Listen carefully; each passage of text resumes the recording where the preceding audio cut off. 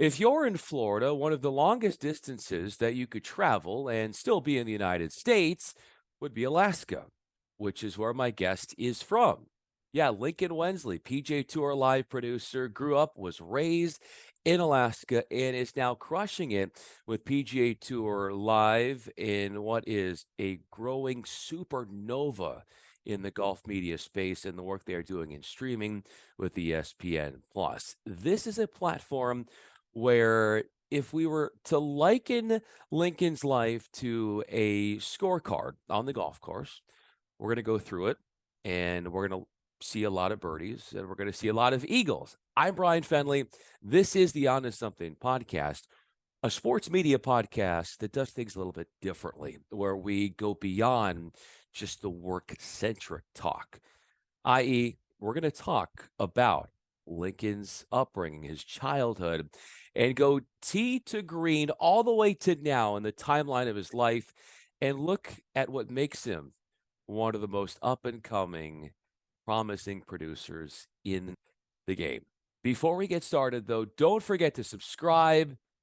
Here is my chat with Lincoln. Lincoln Wensley joins me. He is a producer at PGA Tour Live, went to Duke, is one of the most competitive video gamers out there, and we're going to share his story and not only take a look at what he's doing career-wise in the golf space with PGA Tour Entertainment and all the great work they're doing on ESPN Plus with all of the different streams they have going on right now and all the attention that is flowing in for all of the content that they're creating. But we're going to learn about his backstory as well, which I find so fascinating, the human angle, the personal angle of Lincoln Wensley. I'm Bryan Fenley. This is the Honest Something podcast, broadcaster for Tennis Channel, a golf broadcaster, and work for Fox Sports Radio. Lincoln, I've had a couple of your colleagues on, and I'm excited to have you on. You've got a really neat story, and thanks for allowing me to help share it. Yeah, no, I appreciate the time having me on here, Brian. I had the opportunity actually earlier today to watch one of the colleagues I work with, the director, Eric Rutledge, had the opportunity to watch his Yes. podcast on here. So you've had John Swantek on as well. So yeah, really looking forward to the conversation. Another one of your colleagues who has been on is Mike Lacey. What Yes. makes Mike Lacey so good at his job? Mike Lacey, what makes him really good at his job is he does something that I have tried to implement in my own work over the last 2 years that I've been working with Mike, is over communication and making sure that everybody's on the same page. And one thing that I think Mike really does a good job with, and it's only really something you can experience if you meet him in person, is he's really good at keeping eye contact with you and making sure that he's hearing what you're saying. His interpersonal skills are next level, and making sure that everyone on his team is aware of their responsibility and what they need to be doing, whether that's the camera operators, various people in the production. He makes sure that he's hearing you, and he makes sure that you're hearing him, which is very key when you have very high stakes things that you're capturing. And the number one example would be the broadcast that Mike and I had the opportunity to do together at the Genesis Invitational this past year, covering Tiger Woods for all 18 holes exclusively for ESPN Plus, making sure that we had everything buttoned up there in terms of where our cameras needed to be, what angles we were covering, making sure that we had a full 360-degree coverage plan set for the Big Cat for all of those 36 holes. Thursday and Friday was paramount, and I think that's a perfect example of where Mike's skills really shone through. How much talking are you having with your headset on with Mike in those production rooms while this is happening with Tiger Woods? A constant dialogue? What is it like in there? How many words do you think you uttered over the course of a day in the production room on a day covering Tiger at the Genesis Invitational? And a whole day, it's very difficult to really put the number on it, because the unique thing about our PGA Tour live productions is, we're there essentially when guys tee off very early in the morning, sometimes as early as 7 a.m., 7:30 a.m. in the morning, and off air at around 6 p.m. And in the production chair for maybe 6 to potentially 8 hours across the entire day. It's really impossible to put a specific number count on that, Brian. But if I was to take a rough estimate, at least in the tens of thousands. And because it's constantly evolving, the situation that you're working in, and the conversations that the producer and the director are having, the conversations that the producer and talent are having, the graphics team is involved, of course, throughout that. You have your replay tape room side of things, and so there's constant conversations that are being had, trying to prep for certain situations that might arise, and then also just prepare for stuff that's coming. So it's my most favorite aspect of live television is being able to work with all of those different departments and have those live conversations and be able to react at a moment's notice for what's happening in front of you. Lincoln Wensley is with me, producer at PGA Tour Live. I'm Bryan Fenley. So, among all those conversations, you talked about Mike and how he's so good at you on the other side, having a conversation with him and feeling heard. What about you? Do you want to be heard from others when you're saying the most? What needs to happen, that validation, where it's most important that this is something that you say or the message that you come across that means the most to you when it comes to being heard? I guess it's that I'm getting my point across clearly and succinctly, because you don't have a lot of time in, especially a live television broadcast world. You don't have a lot of time to communicate what it is you might need or what it is you're anticipating coming up. So developing shorthand is something that I've been honing my craft on, working in the golf world. If we're going over to Patrick Cantlay about to shoot his third shot on the second hole, it's Cantlay 3-2.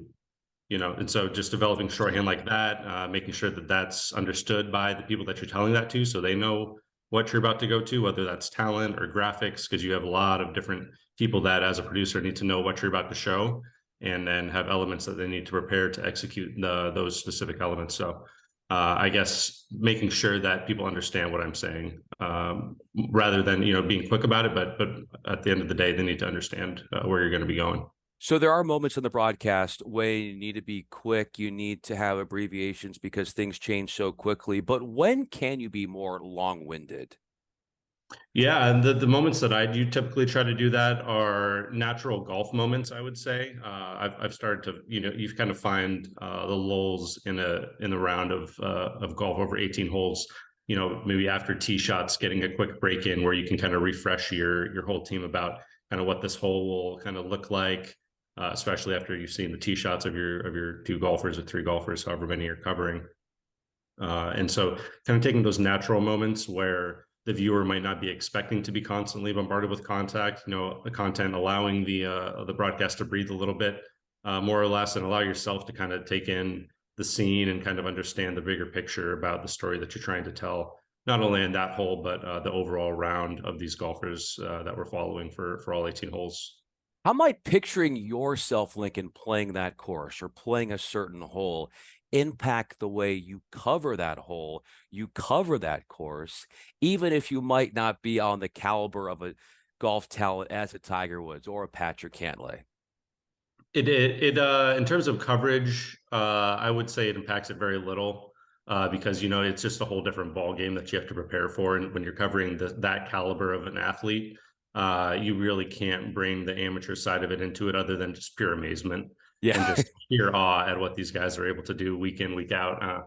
It really opens your eye about just the way that they view the game through a different lens, and so it forces you to in turn try to view it like that. So I find myself trying to think more like a Justin Thomas or a Sam Burns or whoever I'm covering for all 18 holes that day, Will Zalatoris. I have to think like them so I can prepare to cover their shot. I need to think, is this guy going to pull off some miraculous stuff here, 120 yards out from the pine straw that we need to be ready to capture? And so it really transports you more into their world, as opposed to the amateur side, for sure. How long does it take, Lincoln, to feel like you're comfortable understanding some of the tendencies of these golfers so you can prepare, depending upon the moment, what you might expect from them on the golf course? Yeah, I would say that over time you kind of just come to understand their nuances on the human side. For perfect example is just shot routines, and that's something that I would study as a big baseball fan. Growing up, I'd study the batting stances of different baseball players, and if they dangled their bats for a certain length of time or had a certain foot twitch, things like that. Golfers are the same way. In terms of, they have a specific routine before they hit a shot, just like a free throw player in basketball. Another good example, you want to make sure that you're repeating the same thing over and over again before you hit your shot so you get the same result each time. And so kind of learning those nuances is one way that helps me prepare for types of things like that. But then other times you'll get guys that are having a bad round and just want to hit their shot as fast as they can and get out of there and go home and collect their paycheck. So you got to be ready for those moments as well. How much baseball did you play in Alaska where you grew up? Yeah, a fair amount. I started Little League when I was maybe 6 or 7. I was always taller growing up, and so I kind of got shoehorned into playing first base just because of my stretch and kind of how long I could reach out and kind of scoop balls up playing first. Played a decent amount throughout junior high, and then kind of transitioned more towards basketball once I got more into the high school age range. Why do pitchers make such good golfers? That's a good question. Pitchers and golfers. Do you have any examples off Like the top of your head that John Smoltz comes to mind. yeah, He's for a, sure. he's got to be a scratch golfer. It's so fascinating, Lincoln. Like I've seen this trend of ex MLBers who then are almost on a pro level, maybe not quite there, but you see them in a lot of these celebrity tournaments. Some are televised, and they're putting up some nice numbers. Well, I mean, the game between a pitcher and a batter, you could argue, is the game between a golfer and the golf course. You know, Yeah. you have your own mental battle that you're having to face each time a batter comes to the plate, and each time that you're standing over that golf ball, it's a whole other mental battle. I think that constant problem solving immediately comes to mind in terms of what a pitcher has to go through for each specific batter and each unique hole on the golf course. You know, it's just it's the same mindset where you solve one problem and you're right on to the next one. So that to me is probably the most simple transition between a pitcher mindset and a golfer mindset. What made your transition from the continental United States to Alaska anything but simple? Anything but simple.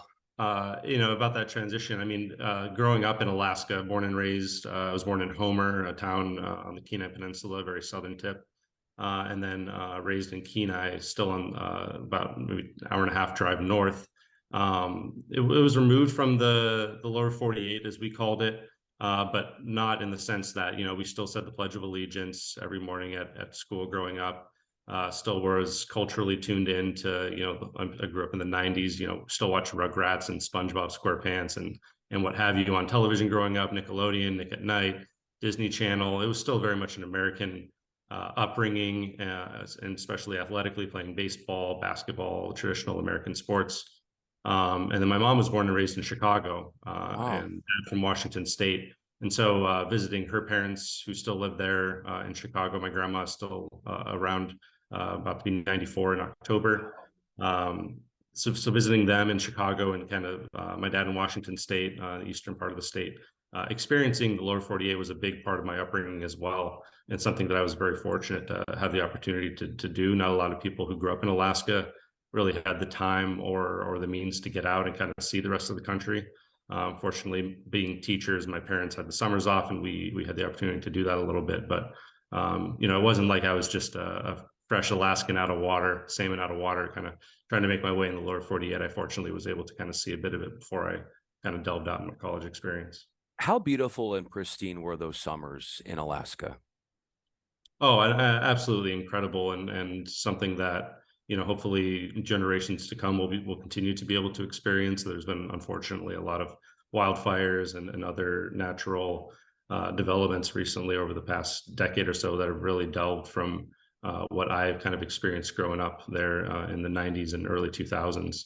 You know, those summer days will always live long in my memory. You know, the sun rising at about 4 a.m. and quote unquote setting at around, you know, 1 a.m., 2 a.m., but it doesn't really ever get dark.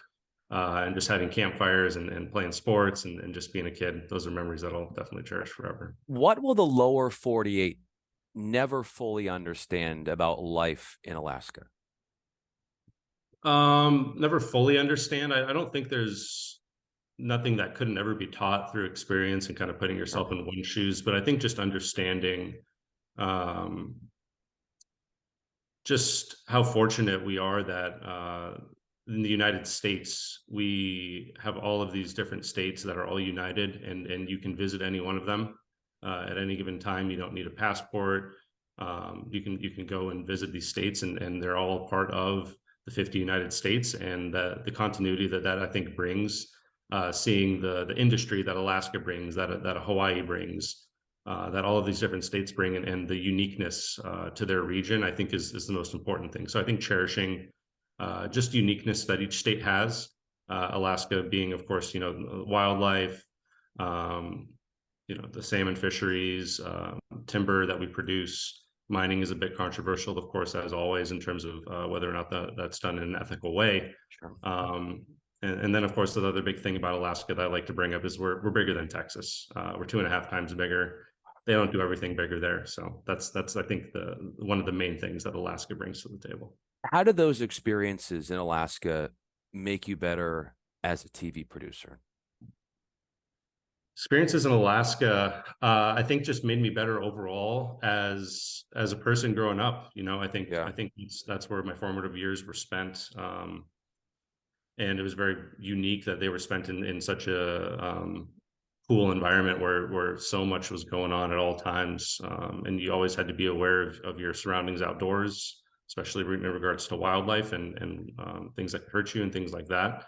And so, it was just it was one of those experiences that you don't really understand how cool it is while it's happening, and then you can kind of look back on and kind of see how unique it really was. So I kind of wish that I had an adult mindset, kind of looking back on when I was growing up, but it was still just very cool to see the world from a very unique place in terms of just simple things like daylight, and understanding why there are so few daylight hours or so long daylight hours in the summer, short in the winter. Things like that, I think, were stuff that I'll always cherish and value in my education. What will you always cherish about being a Cameron crazy? About being a Cameron crazy, and the thing is I didn't really get the opportunity to be a Cameron crazy all that often when I went to Duke. I took more of the side of doing the media passes through Duke Student Broadcasting, or a radio show that I hosted back in the day with a few buddies. We'd get a media pass through that, and so I'd sit there on a press row in front of all the crazies, have to have a completely blank expression on my face because media aren't allowed to react. And so that's kind of how I kind of took in the Duke basketball experience. I would say for over 75% of the games that I watched, there was probably on press row. What were those radio shows like that you were hosting? What were you talking about? What were some of the strongest points that you brought up in some of Oh, those shows? zero strong points. That was yeah. Oh my gosh, negative strong points. That Uh, was mainly just just having fun and using that as a means to get into those Duke basketball games. But we had maybe a panel of 4 of us at the time, and we would just talk about topical sports content of the time. And it was the only non-music channel actually on that radio station at Duke, and so it was kind of just their way of saying that we have a variety show and not just music on our radio channel to whoever they had to report to. So it was very much just a fun thing for us to do at the time. Yeah. Lincoln Wensley is with me. I'm Bryan Fenley. What is your best 18-hole score on the golf course? Not very high. I think I've probably only kept a true score maybe a dozen times playing golf, and I can tell you I haven't broken 90 yet. I think 94, 93 might be right about there. How about the most memorable shot that you've ever hit on a hole? Most memorable shots. It's going to jog my memory here. I would say it actually happened pretty recently. Growing up, I couldn't really say I maybe had a chip in or two that kind of stood out around the practice green, but never really anything on an actual golf course. I find that I'm a much better practice golfer than I am when you actually put pedal to the metal and get out there on the course. But recently, I did birdie the par 5. I want to say it was the 8th or 9th on Dyes Valley, the secondary course here on the TBC Sawgrass compound. I think it was a birdie on the par 5. I want to say 8th or 9th. So How I think much the approach shot in for that. Yeah. how much better are you as a video game player of golf compared to you on a physical golf course? Honestly, not that much better with golf. Yeah, still can't really swing it that straight on the sticks either. You'll much rather catch me on maybe like a Formula One, getting more into sim racing these days and kind of the F1 esports circuit, or maybe like a FIFA game or something like that. Yeah. What does playing those two games satisfy for you?